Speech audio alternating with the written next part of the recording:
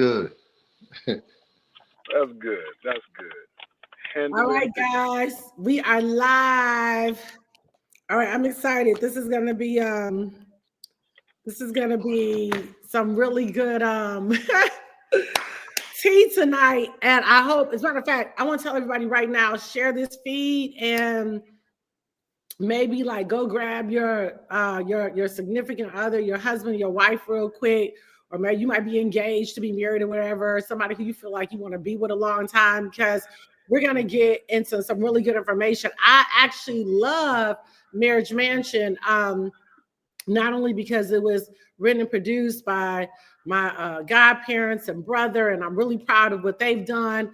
But really, the content is so good because even Sam and I was just talking a few minutes ago. Like, I really feel like marriage is kind of like under fire right now because we're in a day and time where, you know, there are a lot of women that are like leveling up, bossing up, and you know, making the money. And I think that's great. But I definitely have some concerns about the fabric of family, because I think that sometimes, not all the time, but sometimes when women become girl bosses, they also take on a very masculine position in the relationship, which can leave them manless. Let's be real clear.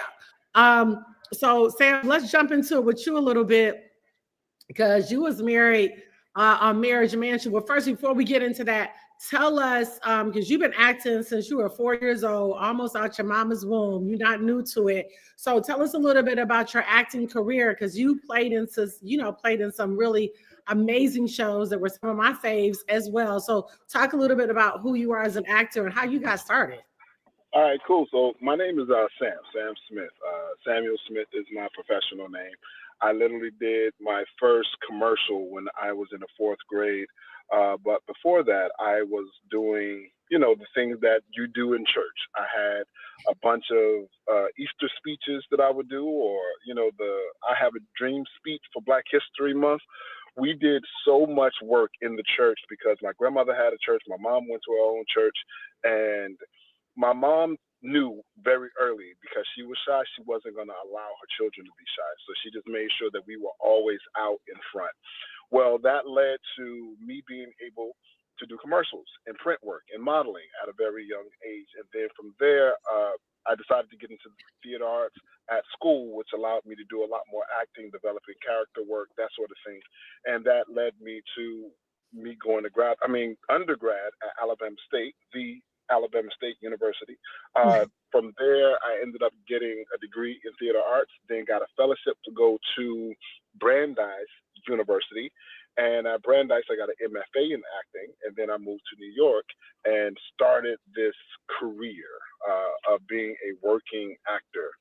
I had the opportunity to recur on The Sopranos. I had the opportunity to have a few episodes of Law and Order. I did Elementary and like all of the New York shows. But among my favorites were Shades of Blue with Jennifer Lopez and Ray Liotta. I did 2 seasons there, which was amazing, amazing cast. And then from there, just starting to develop my own work, and then finally getting up with like Mark Buddington, who directed this film, getting up with him and him just being like, Sam, we can do a lot of stuff if we just pull together a team. And he brilliantly pulled together a team of people, and, slowly but surely, in my opinion, has started to build an empire. So that's where my acting started. And, we're still on the journey, moving upward and onward. Yeah, that's awesome. Congratulations on that. Yeah, Sopranos was my favorite. They had a lot of cussing, but the plot was thick. I love a good gangster movie. Right. Yeah. Yeah, no, good job on that. Okay, Tyrese, how did you kind of get started? My path is much different than Sam. Okay. I started acting over 20 years ago. I started out like him. I started out doing print, modeling. Believe it or not, when I first started, I had hair, which I no longer have anymore. So so that's to let you know how stressed out I am about this business. Yeah, so I kind of just you know, you know, gravitated my way through modeling, and then I got called to do a commercial, which I've never done, and they kind of, my buddy was directing it. He's like, "Yeah, you could do it," and I'm like, "All right." So I went to New York. It just happened to be for Comedy Central. It was like a promo for the Dave Chappelle show, and Mm. I had never acted before, so I was like, "All right, let's try it." So I got a taste for it, and then I started going to school. He said, "You should take classes in acting." And I was like, "Well, how do I do that?" So he started giving me all this information about classes and what I could learn and stuff like that. So I said, "Cool."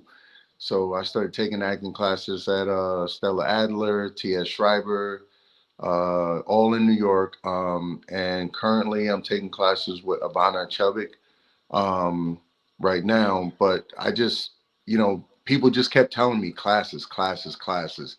Just keep taking classes. The more classes you take, the better you'll get, the better you'll get.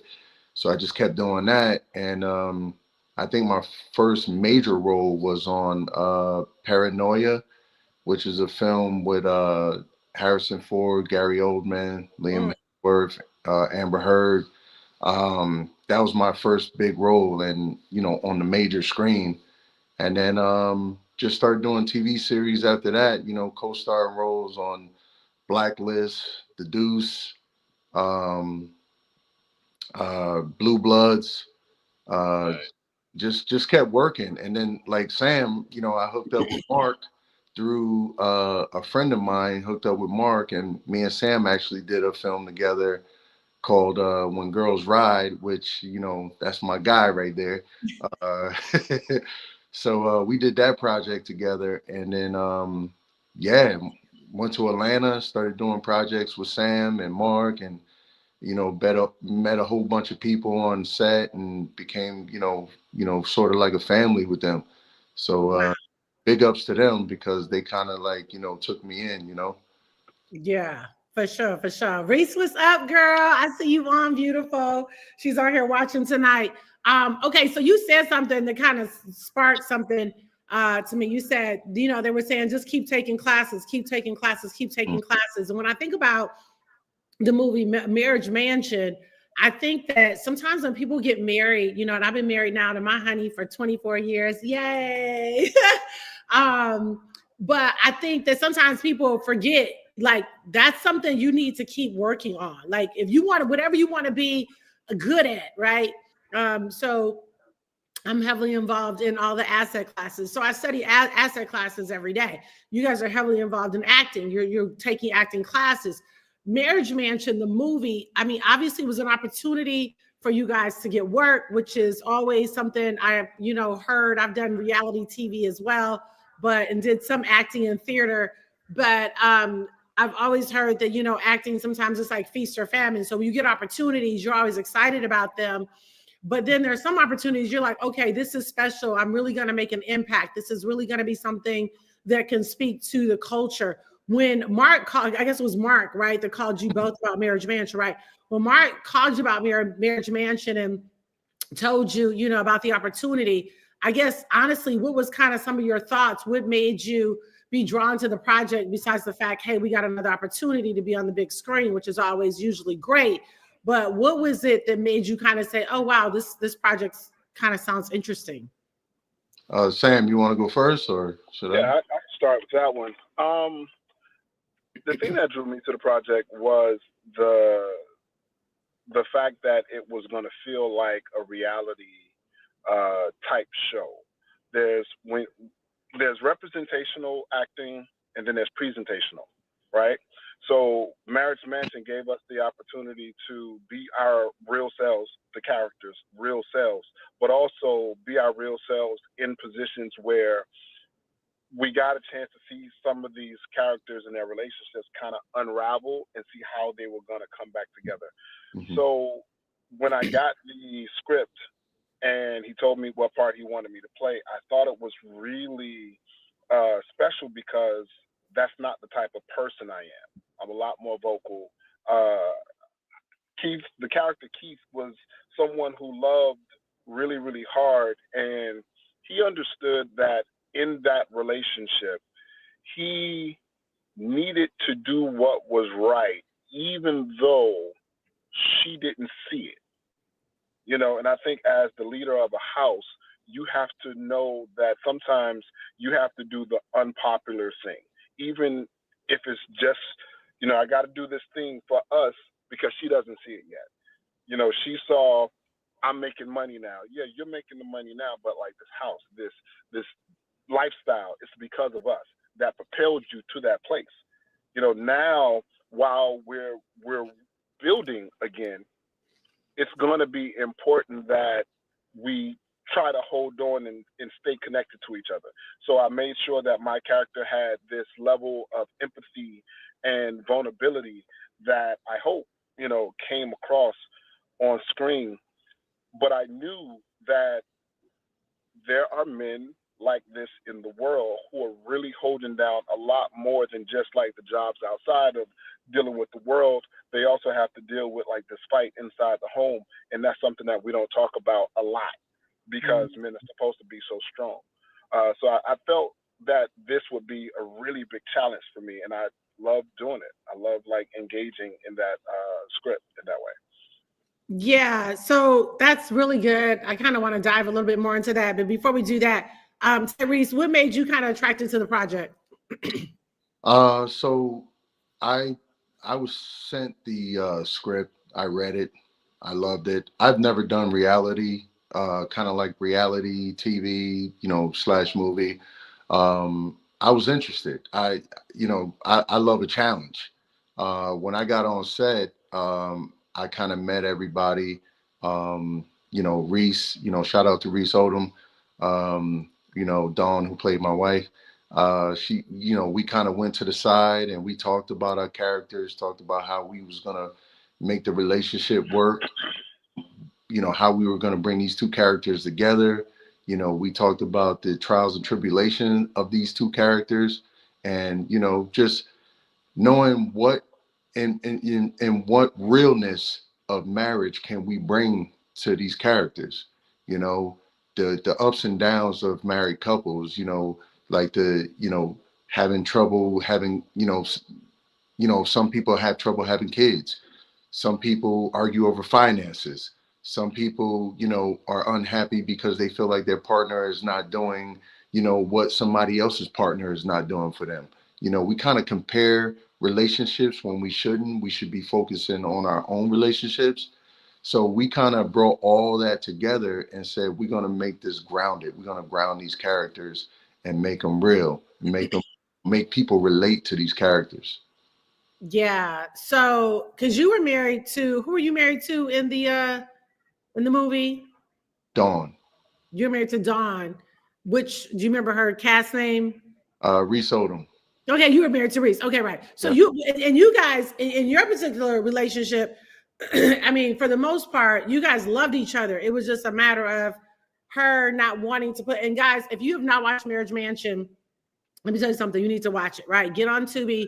Make it a date night. Make it a popcorn. Make it a family night. Like, I think this movie has so many great messages. She was ready. You were ready to have a baby. She was like, no, let me, do She, my thing first. And right. that was kind of becoming a thing. Mhm. You're going to say something to that? She wanted to focus on her career. She wanted to focus on her career and get her career together before she could even think about wanting to have kids. Me, I was like, I'm ready now. We're not getting any younger. I was ready. I don't want to give away the twist, but you know, it's something that couples go through. I'll just say Yeah. that. Yeah. You guys make sure you make it right. Watch it tonight. When y'all got up here, go on and pop some popcorn, child. Get on Tubi and watch Marriage Mansion. I promise you it's going to be good. I love the couples therapy idea. I love that more than just counseling, Mm-hmm. a couple and a counselor, which I don't think there's anything wrong with that. But I do think that there's something to be said when you can look at other couples, because sometimes we can get idealism. And I think women in particularly can get very idealistic. And sometimes you have to see other couples that some things are just very much, that's kind of how men move. And this is kind of how women move. and reminding yourself that if you got somebody that really loves you, loves God, loves your family, like simmer and actually work through it. I think we're so afraid to sit in tension. We're Mm. afraid to sit in, I don't like this right now, that we want to flee and then flee to only go and find out, okay, that there are other issues that I run into. Sam, talk a little bit about that, because obviously your wife was, she was a boss and she had become very dominant and, just all the things. I felt like she was very emasculating to you in the movie. And I'm seeing that culturally. What do you have to say about that? She was very emasculating in the movie, and it takes a man to really understand why and what's happening. There were moments. There's like one particular moment when they had like this big blow up, and he went to the bedroom and he talked to her, and a lot of the scene was actually cut, but he had a chance to talk to her about why we were in the situation that we were in.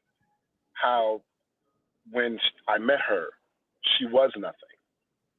She was a pretty girl, and now she's kind of leveled up, but it's been because of the wind beneath her wings that I, allowed that to kind of push her up. And this is the same thing that men do sometimes. They will talk down to their women because they're making the money and they are the breadwinners. But when you have two people who are truly connected, it doesn't matter who's making the money, they're partners. And when they're partners, the relationship works because it's allowed to grow. You put that seed in like fertile soil, that soil will allow that seed to germinate and like really become something beautiful. And I think people, men and women both, when it feels like they're doing all of the work, it's Mm, easy to overlook the things that they're not doing. You know, mm, like, are you picking up after yourself? Are the dishes mm, washed? Is the house clean? Like, what things are you not doing because you're being a boss? The things that you come home to that are very comfortable. What things are those that you don't have to worry about now, so that you can focus the way that you need to focus in on the lifestyle and the career that you have? A lot of times we forget that stuff. And if we mm. continue to forget that stuff, it will lead to a lot of divorces, you know? So it happens. Men and women do it both. It goes both ways. But we have to always remember, if you love someone, you understand that marriage is through ups and downs. It's through trials and tribulations. It's through the good times and the bad times, through sickness and in health. You know, sometimes that sickness and health can be how money is coming in, how it's going out, what we're spending on. Do we need to downsize, in order to still have a comfortable life? Or are you so comfortable where you are that you can't imagine having to downsize a little bit? And how would that take a toll on the relationship? Mm. It's an epidemic, and I think men and women both are starting to become really comfortable with being nasty and mean Mm, because it feels like they're doing all of the work. Can I mm. can I piggyback off of that a little bit? Please. So so I will say this: if you are in a relationship and you're married, the number one thing is if you're not having fun with your partner, if y'all not finishing each other's sentences, if you're not waking up smiling at each other, or they say you should be giving 30 hugs a day to your significant other. And that's what I heard anyway. 30 hugs a day will make the day, loving. But more so than anything, if you're not having fun, if you're not enjoying each other's company, if you make your marriage all about money and materialistic things, then it ain't gonna work. It's not gonna work because I'll quote the genius Denzel. You'll never see a U-Haul behind a hearse. You can't take none of that stuff with you. But the only thing you can do is love the person that's in front of you. Mm. That's really good. And I think Marriage Mansion, the movie, that's how I like it because I feel like it addresses so many of these issues that we're seeing in culture and hopefully helping us get back to what marriage is really all about, which it is love. And then I think being reminded that there are seasons in your marriage, right? When my husband and I first got married, he had a lot of fame and popularity and made a lot of money. He was spinning circles around me and influence and circles around me and the amount of money they made. And then after about 10 years, then I was at a point where I was making more money than him. And then after a few years, then, and so now he's trumping me again. And so I think, just understanding that just like it was in the beginning of your marriage is not necessarily how it's going to be in the middle and how it's going to be at the end, which is why I think that we have to continue to have communication and be in settings like Marriage Mansion where we can see other couples and talk to those things and be reminded.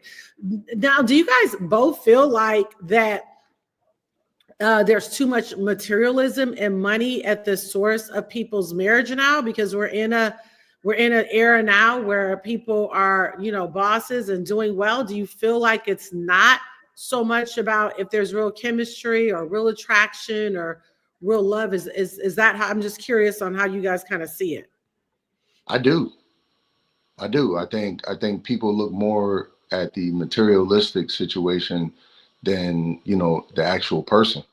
You know, I mean, it's weird because you could see it in some people when you see them out, you're out, and you look at a couple, you could tell just by their energy. You could tell by their energy and the way they move, the way they operate, the way they touch each other. Like if like you go out to dinner sometime and you look across the table, I'll see two people sitting together and they'll be on their phones rather than having a conversation with each other. You know, like the phone But, is. but, but is that because of money though? I would say it's business moves that they're making on Mm. those phones, or they could be doing something else. Social media, they're on social media. But 9 times out of 10, money is the failure of a lot of marriages, Mm. because like Sam said, the husband is making the money. He tried to down, he tries to, you know, uh, put her down, or vice versa. She making the money and she'll put him down, and in some cases, man, people, like when they're out, especially when they're with friends that maybe he's not friends with these people, longer than she's been friends with them. You know, sometimes the female will say something and put her husband down in front of her friends, thinking that it's funny, but it's not funny. To him, it's not funny because you putting him down in front of your friends, making him look, lesser than a man. And then sometimes I'll see guys doing it to their wives in front of their boys, thinking that he's being funny when actually he's hurting her feelings. Yeah. So, Sam, what about you? What you think? Do you think that that's a big issue or? I do think it's an issue. I think a lot of what's happening is you have more access to more things now. So you can see what people are doing, and we often fail to realize that people are only posting the great things on social media. They don't post, we had an argument. The bills was late this month. Checks didn't come when they were supposed to. Real estate is going slower. They don't post that stuff. Mm. People tend to post the great things, and people looking at it want to emulate the great stuff at a detriment to themselves and their relationships, not knowing and not understanding that when people are posting, they may be posting a part of their life, but it's not the entire thing. And you get a lot of people in relationships that's trying to make their entire life 10% of what someone else has posted. And that really does cause a real gap. because now we're living on the internet and on social media as opposed to trying to live, in person with, your significant other. Facts. Yeah, the access. Yeah, I think you're absolutely right. You look at it like, oh my gosh, it's so cute. Oh my gosh. Or if you look at social media, you think everyone is doing well financially. But just because you Oh, have a nice car, everyone is rich on social media. Everyone's a millionaire on social media. I did a Everybody's live popping earlier. bottles and We looked at, vacationing. huh? I said everyone is popping bottles and on vacation. Everybody's So doing you well. look at that. Everyone is at premieres, and they're doing all the great things. Yeah, we were actually, I did a live earlier with a girlfriend of mine who owns a bank, and we were looking at the stats on the amount of millionaires that were made last year, and we looked at it, but out of that number, only 4% were people of color. But we were just talking about that. But if you look at social media, you would think, oh, Black people are doing really, really well. Not when you look at the actual data, right? But there's the appearance of, and so I think those are all the things that we have to remind ourselves as adults. Sometimes I think as parents, it's like, well, I'm gonna make sure I tell my children. You gotta make sure you tell yourself. Yeah. Tell yourself that, hey, this is not, as you can have a great marriage, but still understand that it's going to take some work. It's going to take some humility. It's going to take some dying to self. It's going to take some compromise. It's going to take, it's going to take all those things. And so I want to thank both of you for, I think, doing a dynamic job. I love the reality movie spin. That was fun. I thought that was really, really fun. And I think it really, really worked. And I think that there's a lot of great messaging that can help strengthen people's marriage. Or if you're thinking about getting married, helping to give you some perspective. I do want to ask you this because, we're in a day and time now where everybody is not even wanting to get married. Like some people are like, we're just going to be together. Where do you think that introduction was, and how do you personally feel about it, one way or the other? And again, I really want to encourage you guys to watch Marriage Mansion on Tubi. Tell your family, tell your friends to watch it, because this is the kind of wholesome programming that we need to have. It had fabulosity, it had people of color, it had great messaging, it was authentic, and it's dealing with people's real life marriage issues. So really want to encourage you to make sure you watch that. But yeah, what do you guys think about that? Sorry. People not wanting to get married. Irene's like, that's me. Nah, it's to be honest with you, there's a lot of people who they look at other people's marriages and they see the issues. Like you might have, I might have some friends that see, a couple's marriage or what have you, and they see them fighting or they see the issues and problems, and they'll go, man, I don't want that. Like I that right there, nah, I can't deal with that. Like, a lot of the friends I have, they're like, I love the single life. I love to, be who I am. I love to go on vacation when I feel like it, and I have somebody tell me what to do or when to do it, and I said it's not necessarily like that, but the way my friends look at it, they look at it differently, and I'm like, you looking at it from a wide screen instead. Okay, but I gotta ask this. So are they just saying they want to stay single and no commitment, or they don't mind being committed but not married? Well, two of my friends are in a relationship. Here's the thing. Their significant others are wanting them to eventually pop the question. And I tell you for a fact, one of my friends, I ain't gonna say his name, one of them is like, I'm not doing it. So Okay. All right. So I got to ask this, Sam. I'm coming to you next. I'm just curious because I feel like when my husband saw me, he immediately knew the first thing he said to me is, "You're the most beautiful woman I've ever seen. You're supposed to be my wife." I feel like men are hunters and they know if they want you or not. Right. And it doesn't take them a year or two to figure that out. So there may be a lot of single people watching this movie, and I'm, what do you feel about that, Sam?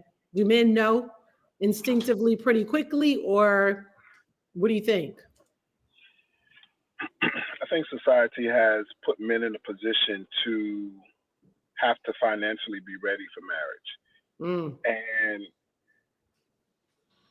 we aren't always in position to get with the woman or provide for the woman the way that we feel is necessary. And when you can't provide the way that you feel is necessary, you know, whether you like it or not, you're going to be looked down at from her parents, her friends. You don't want to be like the broke dude that can't afford to do this or to do that. So it's almost necessary for a man to kind of like build up his money, even if he finds a very solid young woman that he wants to be with. You know, what he can do is let her know, like, my intentions are to marry you. Mm-hmm. Those are my intentions, but you have to allow me to build now. And if she's willing to go along on that ride, some women will be like, yo, I'll help you build. Let's get married and I'll help you build and we can both get to this thing. And that's a wonderful, wonderful thing. But a lot of women want a finished product already. And if it's not a finished product, a lot of times they'll play you to the left so that they can go to someone who may feel like a finished product. Mm-hmm. So I think that there's two sides of it. You have some men that's like, yo, I see you, I love you, I know I love you, I want you to be my wife, and I'm ready right now, financially and emotionally, and I can bring these things to the table. Some men aren't ready emotionally yet, right? And they don't know that they're not ready emotionally. They're not ready financially. And some women aren't willing to wait. So every situation is different. But when Yeah. you find someone who is, ready, a man who's ready and a woman who's ready, and they come together, getting married shouldn't be a hard decision to make. Tyrese, you about to say something?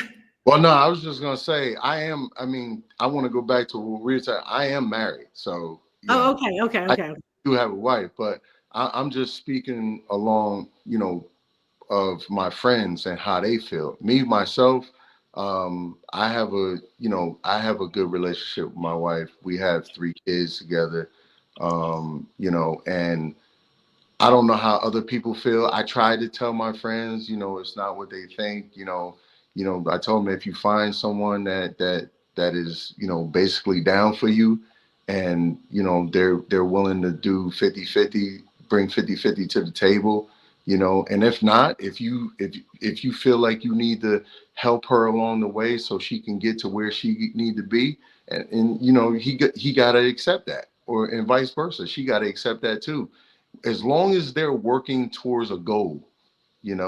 At the end of the day, it's about working together, and that's Yeah, what. I think it's partnership, and not even so much 50-50 is partnership. Yeah. I happen to do most of the cooking in my house. I'm the one that brings in the housekeeper and cleans. I mean, my honey's just not doing that, but I'm not looking for equality from him in that, right? But he supports me in other ways. You see what I'm saying? So I think that the key is figuring out, okay, God, this is the spouse that you gave me. What is important to me, and knowing what's important for them. But again, you guys, Sam and Tyrese, you did a great job on Marriage Mansion. You played the role. It was engaging. I was like, wait a minute. Hold on. How he about to handle this? It definitely was giving all of the spice. Ben and I was like, ooh, no, she didn't. So especially you, Sam, Treasure was something else. Reese was a lot easier to deal with. Yeah. Wasn't as volatile, but I still like her kind of like, no, wait, So I think you'll find yourself in one of those marriages, and hopefully we can do a marriage mansion conference maybe one day. Who knows? We'll see. But I think there are a lot of people who help, huh? That sounds amazing. Yeah. Yeah, I think it can Yeah, help a that lot of sounds people. amazing. I think it can help a lot of people. So, listen, guys, thanks so much for jumping on here tonight. This was really good. I appreciate it. And just before we get ready to wrap and close, why should they watch Marriage Mansion on Tubi? Tyrese, in a sentence or two, why? You should watch Marriage Mansion because it will bring you closer to your significant other if you are married. It will dive into some of the problems that you've been having and you don't have the answers to. Now you will get those answers. You Yeah, you love this. You will love this film for who it is, for what it is, and who you see on here. And you can look at these people and go, "That's me. That's yeah, us." yeah, So yeah, I encourage everyone to jump on Tubi, watch this movie, and just pay attention. There's subliminal messages in this film that you're gonna love. You're gonna love the characters. And yeah, shout out to Mark Buddington, shout out to Reese Odom, shout out to Walter Fredericks, shout out to Sam, my guy. Shout out to Sexy Lexi and Treasure P, Reese Odom, Audrey, Denzel, all my castmates. I love all y'all. Thank you. I appreciate you. that's good. Sam. I think it's a very entertaining show. It's a very entertaining movie, so you'll absolutely love to just sit and watch it. Also, you'll find a piece of yourself in it. I think everyone that's seen the movie have that one thing. Like, I found this part of myself in this movie, and it helped to heal something within me. So if you're looking for, number one, a good time, a very entertaining time, and to grow, maybe just a little, but to grow, check out Marriage Mansion. It's on Tubi. Yeah, that's good. Check it out because it also has some funny parts too, child. It got the drama and the juice. Okay, so make sure you watch Marriage Mansion on Tubi. Sam and Tyrese, thanks so much for coming on here, hanging out with me tonight. Everybody, thanks for jumping on. Let us know what you think about Marriage Mansion on Tubi. All right, God bless everybody. Bye bye. God bless. Appreciate it.